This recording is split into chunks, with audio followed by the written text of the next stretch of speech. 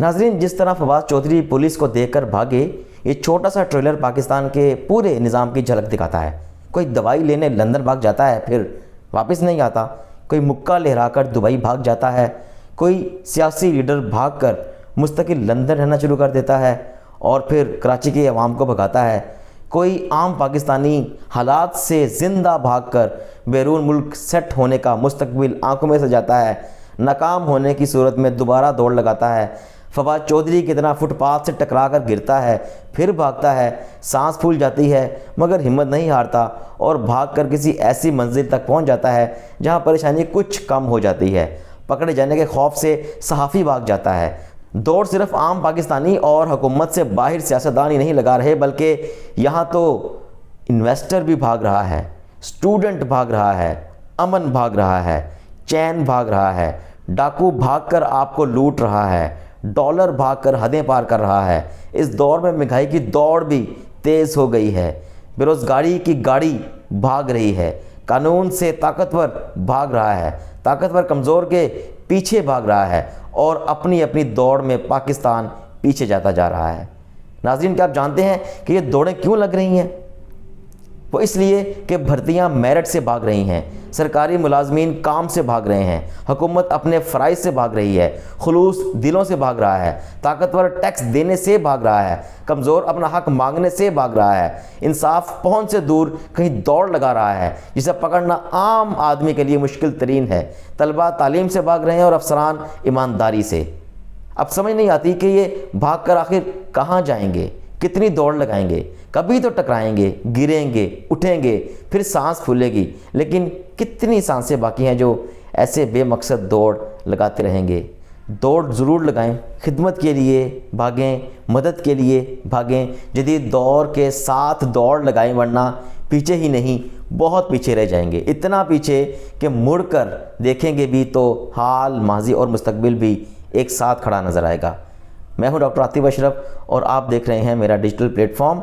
नाज़रीन, ज़रा सोचें, आप पाकिस्तान में रहते हैं, किसी भी मुकदमे में ख्वाह पकड़े जाते हैं, फिर आपको अदालत में रहाई मिलती है, आप खुशी खुशी गाड़ी में आकर बैठते हैं, फिर अचानक पुलिस को देखकर घबरा जाते हैं और गाड़ी से उतरकर उल्टे पाँव भागने लगते हैं, फुटपाथ से टकराते हैं, गिरते हैं, सांस फूलती है, फिर अदालत जाते हैं, 2 दिन की हिफाजती ज़मानत लेते हैं, गले में अटकी सांस वक्ती तौर पर बहाल होती है, फिर धड़का लगा रहता है कि 2 दिन बाद कोई नया चांद ना चढ़ जाए। ऐसा ही हुआ फवाद चौधरी के साथ। जानते हैं क्यों? क्योंकि यहाँ कुछ पता नहीं कि आपके साथ क्या होने वाला है, कुछ पता नहीं कि आप एक मुकदमे में छूटे हैं और दूसरे मुकदमे में आपको कैच करने के लिए पुलिस ने फील्डिंग खड़ी की हो। आपको पता ही नहीं होता कि आप खुद शिकार बनकर हलाल होने जा रहे हैं। तो नाज़रीन, ये सिर्फ फवाद चौधरी ही नहीं भागे, बल्कि भागना, भगाना, गिरना, पकड़े जाना और पकड़वाना हमारी सियासी निज़ाम की बुनियाद बन चुका है। ऐसा क्यों है? ऐसा इसलिए है कि इदारों पर एतमाद की कमी है, इंसाफ के निज़ाम पर यकीन नहीं है, ताकत की ज़ुबान समझी और समझाई जाती है। मुल्क एक कंप्रोमाइज्ड स्टेट और बनाना रिपब्लिक का मंजर पेश कर रहा है। ताकत के साथ मिल जाने वालों को तहफ़्फ़ुज़ और ताकत के जबर के ख़िलाफ़ आवाज़ उठाने वालों को उठा लिया जाता है। ताकत के आगे सियासी जोर नहीं चलता, ख़ास तौर पर उस वक़्त जब आप हुकूमत से बाहर हों। फवाद चौधरी का जो ट्रेलर बाहर आया है, असल में यही अंदर चलने वाली फ़िल्म की कहानी है, जिसका टाइटल है जो घबरा गया वो भाग गया। यूँ समझ लें कि ये एक छोटा सा ट्रेलर भागना, गिरना, उठकर फिर भागना, सांस फूलना और फिर बेल करवाना, इसी बुसीदा निज़ाम की ही झलक है। अब फवाद चौधरी को वाकई पुलिस पकड़ने आई थी या दूध के जले चौधरी साहब को पुलिस को देखकर ही छाछ को फूंके मारना पड़ गई, वो भी अपने फूले हुए सांस के साथ? वर्दी वालों को देखकर छठी का दूध याद आ गया या नहीं? क्या वाकई पुलिस ने पकड़ने की कोशिश की? इस पर अभी तक कोई वजाहत तो नहीं आई, लेकिन फवाद चौधरी ने 2 दिन की हिफाजती ज़मानत करवा कर घर जाने में ही आफियत जानी। शायद वो जानते हैं कि गिरफ्तार करना ठान लिया अगर पुलिस ने तो कोई भी चट्टान उनका रास्ता नहीं रोक सकती।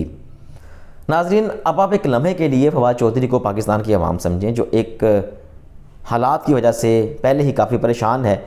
मर्रे को एक और दुर्रा पड़ता है और 3 MPO के तहत गिरफ़्तार कर लिया जाता है। और 3 MPO जो अंग्रेज़ के ज़माने का कानून है और मामूली तरमीम के साथ पाकिस्तान में आज तक ज़िंदा है। ये कानून कहता है कि अगर हुकूमत किसी शख्स के बारे में ये समझती है कि वो अमन आमा में किसी भी हवाले से खलल का बाइस बन सकता है तो वो इसको गिरफ़्तार करने या हिरासत में लेने का हुक्म जारी कर सकती है।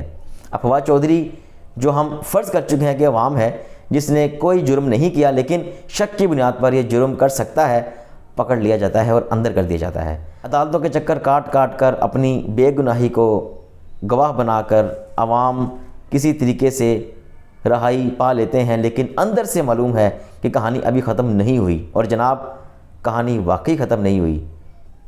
2 दिन की ज़मानत और फिर वही स्याह सी रात। अब तक के लिए इतना ही। अपना बहुत सारा ख्याल रखिएगा। अल्लाह हाफिज़। पाकिस्तान पाइंदाबाद।